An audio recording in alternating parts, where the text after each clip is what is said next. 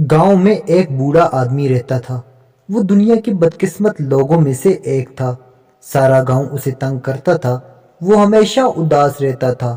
وہ مسلسل شکایات کرتا تھا اور ہمیشہ خراب موڈ میں رہتا تھا۔ جتنی عمر اس کی بڑھ رہی تھی اتنا ہی پتلا ہوتا جا رہا تھا۔ اس کے الفاظ اتنے زہریلے ہوتے جا رہے تھے کہ لوگوں نے اس سے اجتناب کرنا شروع کر دیا، کیونکہ وہ کچھ زیادہ بدقسمت ہو گیا تھا۔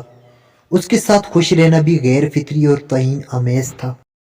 اس نے دوسروں میں ناخوشی کا احساس پیدا کیا، لیکن ایک دن جب وہ 80 سال کا ہو گیا، ایک ناقابل یقین واقعہ ہوا۔ فوراً ہی سب نے یہ افواہ سننا شروع کر دی: ایک بوڑھا آدمی آج خوش ہے۔ وہ کسی چیز کی شکایات نہیں کرتا، مسکراتا ہے، حتیٰ کہ اس کا چہرہ بھی تر و تازہ ہے۔ سارا گاؤں اکٹھا ہو گیا۔ بوڑھے سے پوچھا گیا: تمہیں کیا ہوا؟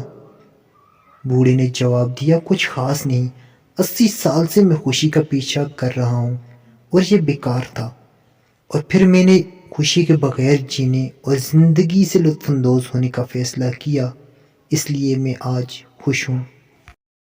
اس کہانی سے ہمیں یہ سبق ملتا ہے کہ خوشی کا پیچھا نہ کریں اور زندگی سے لطف اٹھائیں۔ کیسی لگی آپ کو آج کی میری یہ کہانی؟